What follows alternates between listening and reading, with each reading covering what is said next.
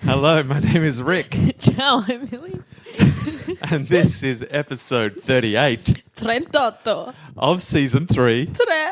of Yonks Ago. I really gave it some gusto.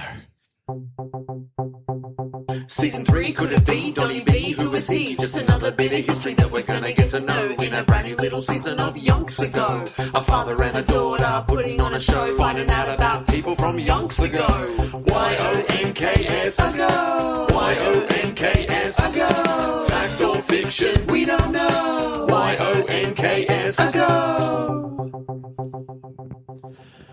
All right, here we are. Welcome back. Yeah, welcome back indeed. Look, I tried to keep it very succinct, the introduction this time. Learn from your mistakes. No nonsense. But I did press record as you were explaining that you had a mouthful of popping candy.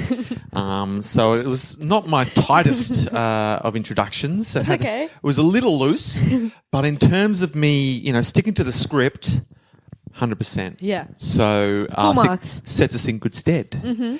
We are off to one of the more professional starts, considering of recent times. Of recent times. Where I'd started to expand my We've repertoire. had some shockers in the past. So yeah, I mean, look back through the archives Yeah. and you'll see some of them are dodgiest beginnings to an episode. Speaking of looking back through the archives. Yes, please. If I have any season 1 stands listening right now, you would know that we did Ned Kelly for season 1. Actually, stop what you're doing right now.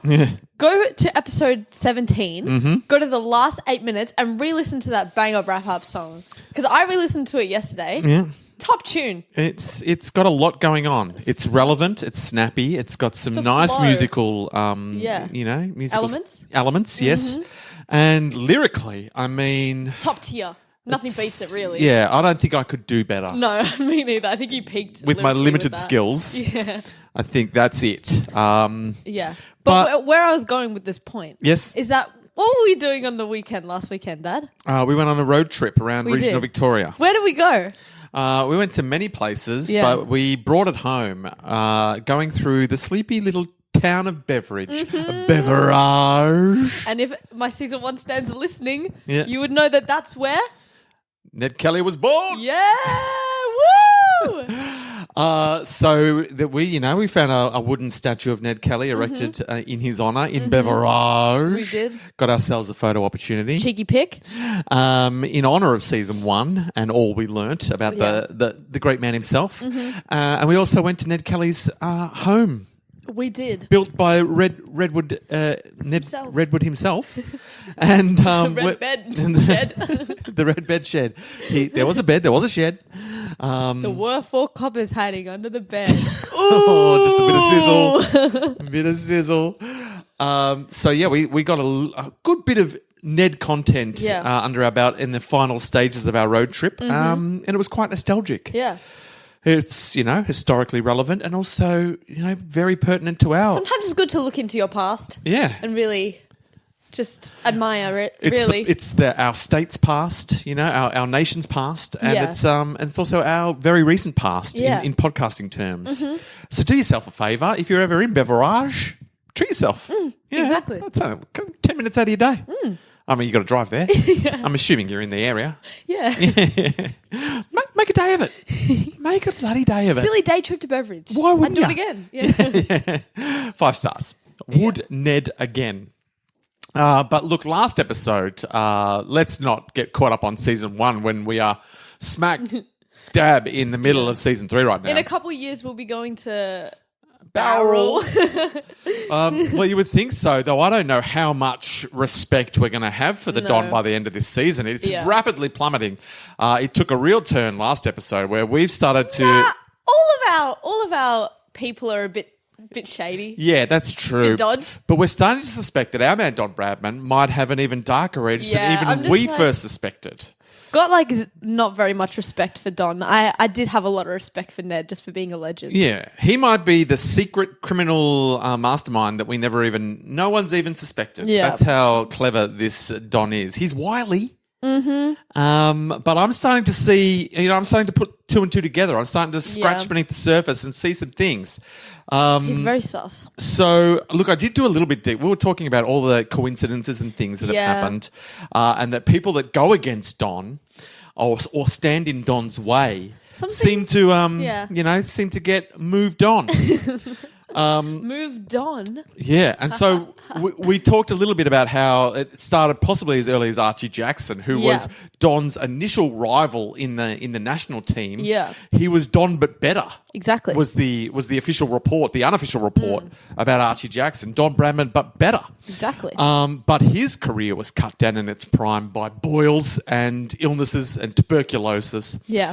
And so obviously the Don's legacy far surpassed Archie Do you Jackson. reckon Don gave him boils? Well, here's what I've discovered when I went back. The Archie Jackson story that we delved into. We've talked about this, but at the time we were unsuspecting. We were naive. But now reading this story through the new lens. We were on Zoom. Dad. I know the Zoom episodes when I was in Sydney. And I was going to the SCG where the Don Bradman stand is. Come a long way. But now that we can look back on this with this new lens of, is Don evil? So let's see.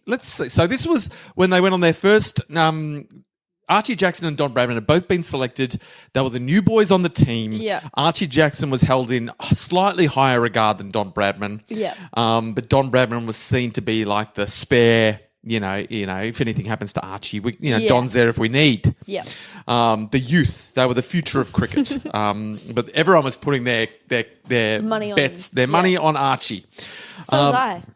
And so they've both been selected, and they're on the train travelling south to play probably in Victoria. Mm-hmm. And Don has realised that life on they're on a train heading down, and he's realised life's a bit tough on the train.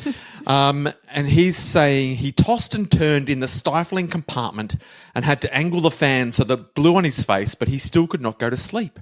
When the train reached Broken Hill, he had a weeping eye, which the team manager diagnosed as the result of a cold. All right, so just the standard, he had a bit of a red eye. He was looking directly into the fan. Yeah, something, while I was trying to sleep. So Don was confined to bed on the first day while everyone else went off down to the silver mines and went sightseeing. So he's left alone with the tour stuff, Very right? sussy. Everyone else goes sightseeing. Don's left because of his weepy eye. Yeah, he can get up to some mad mischief. The next person to fall foul on this tour was Archie Jackson. Yeah, what? Who got a boil on his knee. What? He's just putting boiled juice in his bedding. Don left alone with everyone's stuff for the day. As if. And then straight after that, Archie Jackson gets a boil on his knee. Yeah, because me and Bonnie both went down with, because it's very contagious. It's contagious. Yeah. I mean, this is what I'm saying. Now, this obviously was a stroke of luck for Don. He slept tight the following night in a stationary hotel and apparently sweated out the cold and was right as rain the next day. So he was up all night scheming. Yes. And what am I? Yep. And then he looked into the fan and was like, oh, gave no, himself contaminated eye. And then he just got right into Archie Jackson's gear. Clearly, as if Archie Jackson gets a boil, and then the team doctor declares that that Archie Jackson is unfit, but he passed Don, who had now recovered, to play. Yeah. So this was just from then on, Don was held in high regard because he got the jump on Archie Jackson. Suspicious. Oh, that's way too suspicious, especially with what we know now. But when you're not thinking suspiciously, you're just like, oh, Don got a sore eye, and then Archie, what a cursed trip they were having. But when you put two and two together, and so then obviously later on, Harry Hodgetts. But the two people in the Bodyline series, the big movers and shakers in the Bodyline series that went against Don Bradman obviously were Larwood, who dominated the bowling and dominated Australia with the ball with his Bodyline tactics, and their captain Douglas Jardine. They didn't turn up to the next tour. They never played in an Ashes match again. Larwood never played for England again. Jardine at least played for England a couple more times, but never against Australia. But these two who went against, who brought Don Bradman down with their borderline tactics, never played an Ashes test again. What is this? I know. Now, we were talking about Harry Hodgetts and how it was convenient. Harry Hodgetts, that obviously Don Bradman went to work as a stockbroker. And then Harry Hodgetts' stockbroking firm went into bankruptcy because of some dodgy dealings that apparently, Don Bradman had nothing to do with. And then not long after, Don Bradman started his own stockbroking firm and got all of Harry's clients and also took Harry's spot on the South Australian Cricket Board. Well, everything worked out good. Chilling in jail. And Harry's gone behind bars to have a good, long, hard think about what he's done. And again, when you're reading this, you're like, oh, gee, that's an interesting little thing. Yeah. But you're not thinking suspiciously, so you don't put two and two together. But I was thinking suspiciously. I dug a little deeper. And we aren't the first people to go down this route. And in fact, not long after he died, all right, the family of the late Sir Donald Bradman have denied allegations, so this was just after he died, have denied allegations that the world's greatest batsman contributed to the demise of his former stockbroking boss so that he could start his own business. The allegations of impropriety and opportunism rocked the Australian cricket fraternity this week and left a cloud hanging over the memory of the nation's most celebrated sportsman. So, look, I could probably look even deeper into this because someone's written a whole story called The Don We Never Knew, which is where we're heading now. Oh, right. So, basically, it's confirmed. The story focuses on the 1945 collapse of the stock of Harry Hodgetts' stockbroking firm, which Bradman joined in 1935. Okay.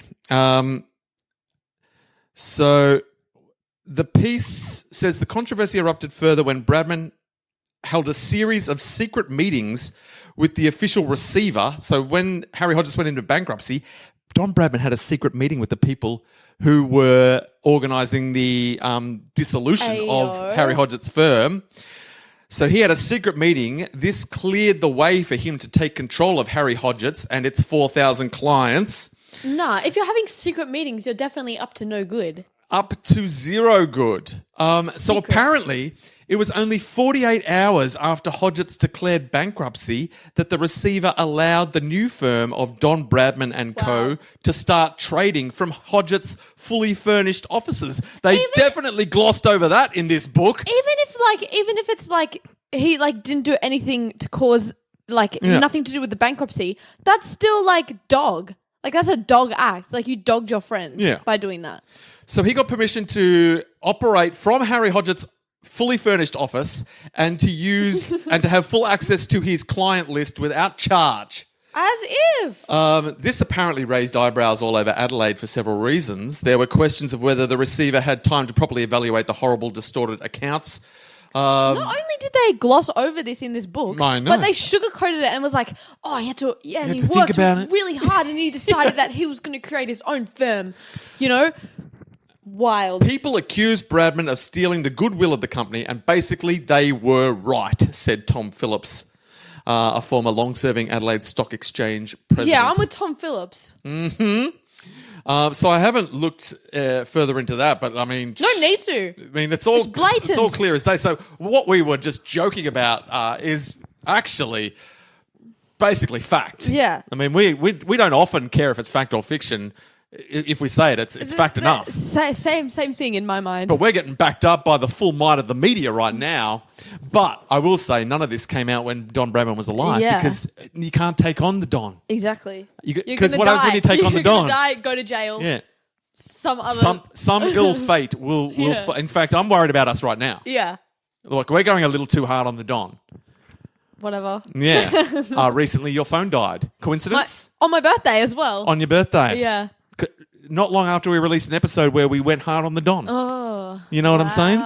Yeah. Wow. In fact, think about anything that's gone wrong since we did that episode. We went to an op shop that was closed. They changed their trading hours. Yeah. But we also went to a really good op shop. That's true. They didn't know we were coming. Yeah.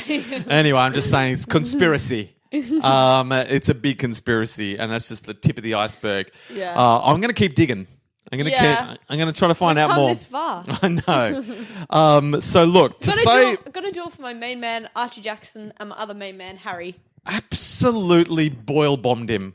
Can't believe it. Boil bombed him. I wouldn't wish that on my worst enemy, a boil. I wouldn't wish a boil on my worst enemy. And I couldn't walk, Dad. I couldn't walk. Either kid, Archie Jackson. Took out my whole leg. I know.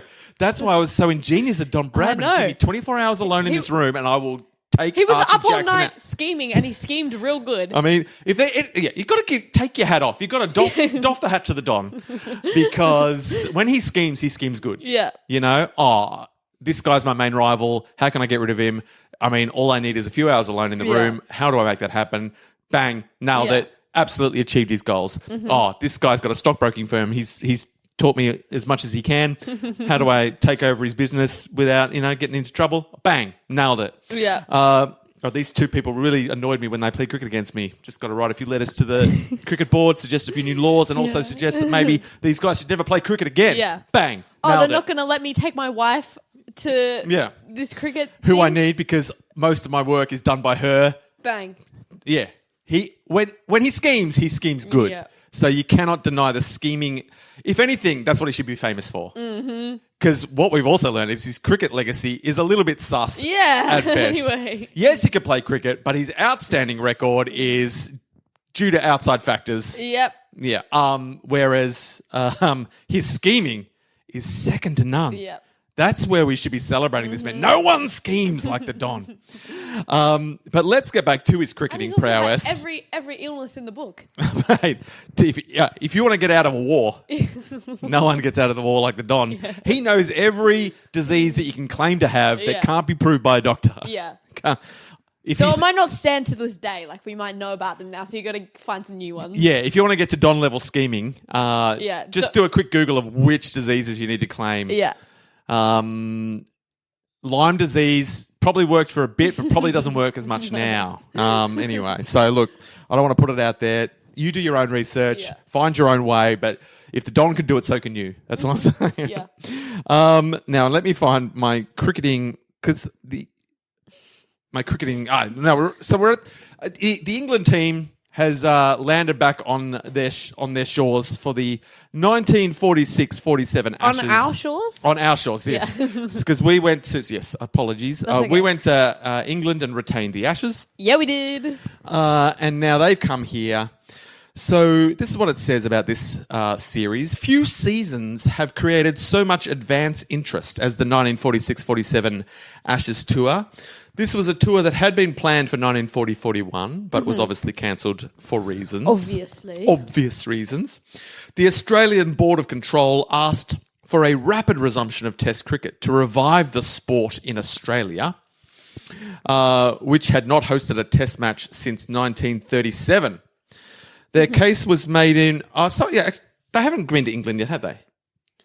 No, they went like I feel like they did right before, when the war was brewing. Yes, that's the one they Do you remember went. that? Yes, I knew they'd been, but it was before the war. When was that? So 19... they haven't had an Ashes series since the war got going full proper. Yeah. My mistake. So this is their first attempt at getting cricket up and running. So the Australian Board of Control had said, please, let's play cricket. Everyone needs it.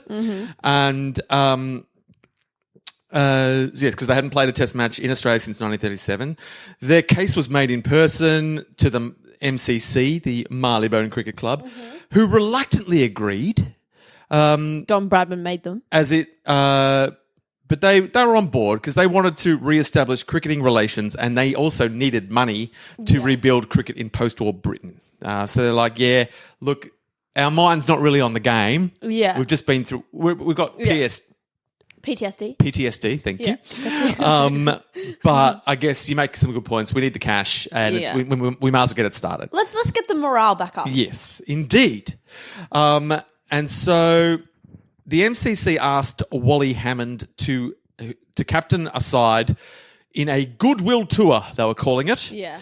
And he was told that good sportsmanship was more important than winning the series, which could be seriously contested later in the 1948 Ashes series. So they're like, 1948 is when we're going to get going for proper. Yeah. But this one's more of a how good's cricket? Yeah. How, we fought together in the war. They're just taking the easy way out because they know they're going to lose.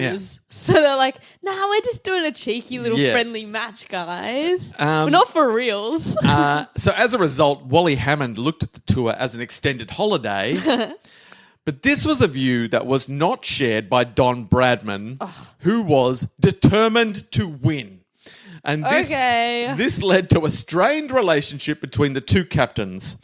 The tour itself was a great success as crowds flocked to see the matches. Yeah. So they all made sweet bank, of course. So the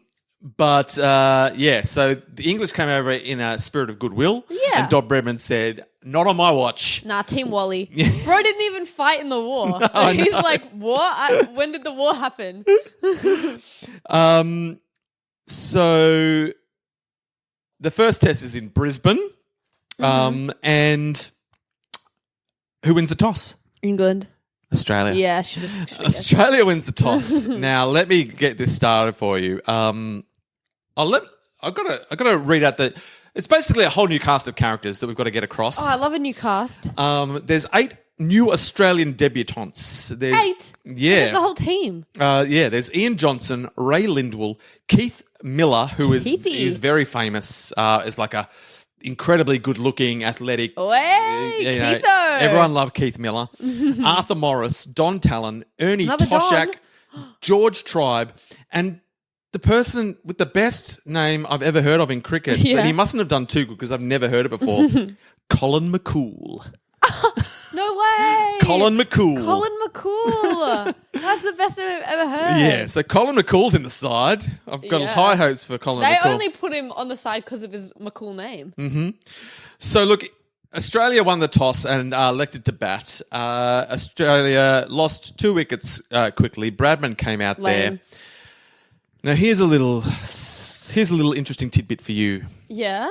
Bradman had only made 28 runs when he played Bill Voce. What? The bowler. Oh, okay. When he edged Voce into the slips, Jack Eichen caught the ball and threw it high in the air in joy. He had caught the great Don Bradman, and Australia were 3 down for under 100 on a good wicket. Yeah. That was how it looked to Eichen and to the English players and some of the crowd. And that was how it looked to Keith Miller, who's writing this, sitting in the dressing room. Bradman, however, thought it was a bump ball and refused to walk. What's that? Like he'd hit the ball into the ground so that it wasn't a catch. Oh my God, he's giving lame and energy. So he was fully entitled to, you're allowed to stand your ground. The umpire gave him not out, and he went on to make 187 of Australia's total of 645. So did the umpire originally give it out and then... No. Apparently, they hardly even appealed because they thought it was so obviously out. They just like, you're out. They started congratulating each other, realised that he hadn't walked, and they were like, how's that? And the umpire's like, not out? Because he's like, the Don thinks he's not out. So which umpire in post-war Australia, where they're trying to get cricket excited, where they're trying to build the morale of the country, which umpire is going to give Don Bradman out when he's standing there going, I'm not out? No umpire. That's which umpire.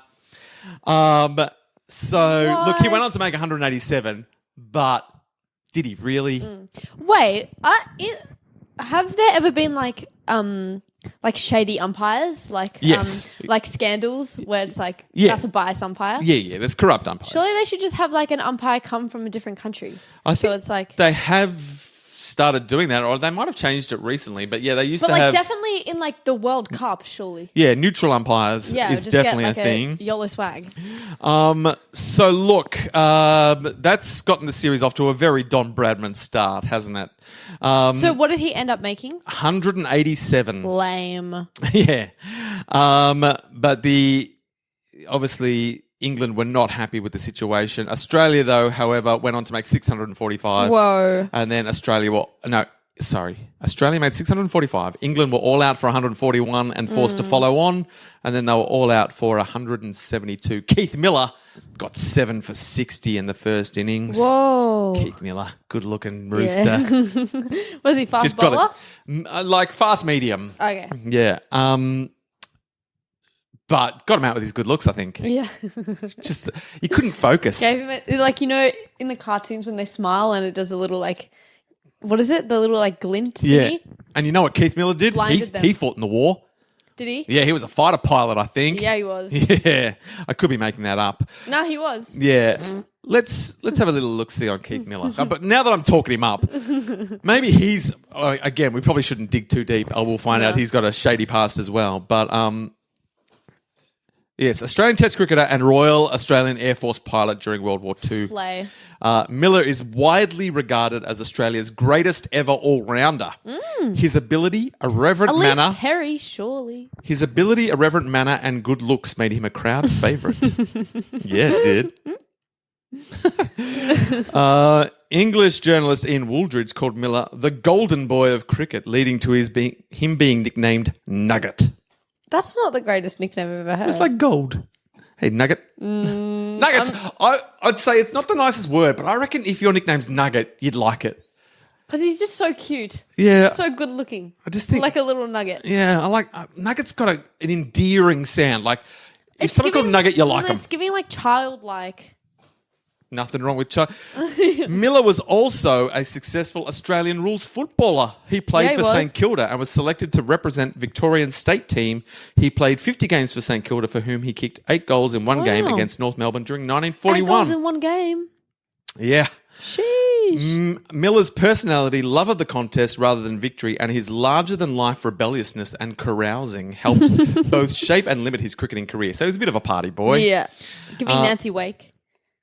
He was basically the opposite of Don Bradman, is what people say. So look, hats off to Keith Nuggets Miller. Yeah. If you can think of a better surname, go for it. Not surname, nickname. You can't really change your surname. Anything other than Nugget, basically. Anything other than Nugget is where we're heading. Yeah, so look, Australia comfortably won the first test without even particularly trying too hard. But look, if you're going to keep giving Don Bradman not out when he's out, it's gonna be hard to lose that test, isn't it? Sus, yeah. So the English must have been really feeling like there wasn't much goodwill on this tour, this goodwill tour. Where's the goodwill, lads? Yeah. Hey, lads. We came over here for a laugh. Yeah, and we're not laughing. Where's the banter? Where's the banter, lads? But look, Don Bradman wasn't there for the bants. Not interested. Never bantered in his life. So then they came down to England. I am struggling to say the right words. Then they came down to Melbourne for the second test. Who won the toss? Australia. England. Get stuffed, Dad. England won the toss and elected to bat. They made 255. Then Australia came in and made 659. Don Bradman made 234 of them. How many times did he get out? I mean, at least 5, surely. At least 5 times. I wouldn't put it past him. Does it say... No, there's no interesting scandal... Dang, scandal points scandal. Mentioned in there. Okay. But what I will say, while we're in this timeline, I did realise during this time, just before the second test, I think, I've got to find my part in my book. It's all right. I can get there. You know I can. You can. So just before the second test, so we just have talked about the second test. Yeah. So I've gotten a little bit out of kilter. That's all right. You gotta forgive me. But just before the second test, Bradman's name and fame got him into potential trouble with the Adelaide Stock Exchange at the end of the first test at Brisbane. A photograph was flashed around the country showing a group of men outside his broking office while he was making his 162 not out on the first day. It had a nice symbolic touch. The name Don Bradman & Co., stock, share and investment broker, was visible above an earnest-looking, pipe-smoking army sergeant and a knot of suited, hatted gentlemen. What? The cricketer himself was thousands of kilometres away in Brisbane, but the powers that be were at the exchange accused him of breaking the rules by advertising. So there must have been rules about broking firms advertising. And this photograph that got shipped around, was outside the rules of what you could do to advertise your broking firm. I see. It had his name. Yes. So Bradman said it happened because of the jealousies of one or two members and because of the way the business was progressing. I told them I could not control the press, nor had I encouraged such publicity. So he's just like, I had nothing to do with it.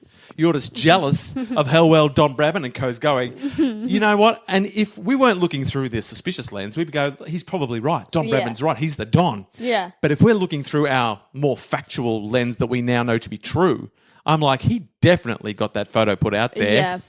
Yeah. He's willing to do anything it takes. No, I reckon he didn't know that rule. He was too silly. He did too dumb. He just didn't know that rule. He just like didn't know. But he's like, so but then what if, so what? Yeah, so then he flipped the script He's and just was like, it wasn't me. Yeah. I didn't do anything. I was scoring 162 not out for your country. How could I? You're going to get mad at the Don? Yeah, what was I doing? Yeah. Definitely. Absolute He was nonsense. like, let me chuck this cheeky pic of these cool little guys outside my firm. Absolutely. And then he was like, oh. Whoopsie, not allowed to do that. But look, you know who absolutely saved the day in this second test? McCool. Colin McCool. Yeah, he's too McCool for you. He's cool. too McCool. He took 5 for 109 in the second innings to absolutely. Is he a cheeky spin? Cheeky spin. Yeah, I think he is. What's it say about our man Colin McCool? The teasing spin of Colin McCool. I don't know. I'm just picturing like he's giving Lion vibes, except with a different personality. Absolutely. Should we try to find out a little bit more about Colin McCool while we're learning about the Let's new see breed? how McCool he is. Oh, look. The very first thing I read makes him slightly less cool. Oh, dear. Just his middle name is Leslie. It makes What? Colin Leslie McCool. What's wrong with that's cool It's just, as? is it cool? Colin? Yeah, Leslie. All right, so Leslie's a good name. It's past the Millie test. All right. Get stuffed, Dad. No, you're trying to shame his middle name. It just wasn't like your middle name isn't Mark. Well, look, you weren't on board Nuggets as a nickname. I was. I'm not on board Leslie as a middle name, and you are right both times. Okay. Imagine people going around calling you Nugget as a fully grown adult. I'd get on board. I mean, if any of the Nugget. Yonky doodlers out there want to start calling me Nugget, no, it's not. It's like no. But also, look, my nan's name was Leslie, so I'm not trying to shame the name Leslie. I just didn't think it fit the McCool vibe. The high bar of Colin McCool. Yeah. I think it's slay. Okay. Colin Leslie McCool. Yeah, I'm on board. Slang. Also, your middle name's cool, Dad. Thanks, man. Works with your name. I wasn't trying to shame you either. Look, accounts of McCool, this is his personality and personal life, says that he was, off the field, he was a quiet man. Yeah, he was. He was a contemplative pipe smoker in the corner of the dressing room. Just puffing on a pipe just in the dressing room. Not really up for a chat. No, definitely McCool vibes. Yeah, he was too McCool for school. Yeah. He was somewhat intolerant of others who appeared less committed than he was, so he had no time for slackers. Occasionally, some of the younger players didn't relish the way he treated them. All right, bit of a bully. Maybe they also resented that his salary was well in excess of those. So you got to pay. If you want McCool to play for you, you got to shell out the cash. He thought about the game a lot. Many Australian cricketers do. More than English cricketers, probably. But McCool was in some ways an untypical Australian. He had a diffidence and gentleness which do not always spring to mind as familiar Australian qualities, but he had plenty of Australian determination. So he sounds like a quiet gentleman who just wanted to, get paid a lot of money to play the game at an elite level and didn't want to hang out with people who weren't also there to play at an elite level. Spent more time thinking about the game than playing the game, I'd say. So look, I can get on board McCool. Yeah. He's a whole vibe. Yeah. Gibson wrote that McCool did not quite come to terms with England. He missed the sunshine. All right. And he missed the Australian beer was better. Oh, wait. All right. Geez, judgmental. I think he's one of those people that likes living their life a certain way, and if anything changes about it, they get all pissy and they're like, oh, my mum makes my lunch like this. You know, like those types of people. That's what I think the McCool vibe is. Yeah. Look, there was a Somerset committee member who liked and admired Colin McCool and would greet him by saying, "Morning, McCool." The committee member was seeking to be courteous. He would have thought it pompous to say Mr. McCool and impertinent to say Colin, so he just would say McCool. But it infuriated Colin. He thought it a reflection on his status. He would have preferred something like, "Hi, Cole, you old bastard." The worlds were too far apart. Okay. That's just someone's opinion, by the way. That whole paragraph is just someone going, I guess this is probably what was going on. Yeah, what? Morning, McCool. He heard that once. He went, I wonder how everyone feels about that. I bet Colin's annoyed and wishes he'd call him an old bastard. Anyway, that's a little slice of Colin McCool. Sorry to get distracted. McCool actually wrote this. He was at his computer call me old bastard. Colin Leslie, old bastard McCool. That's what they call me. Third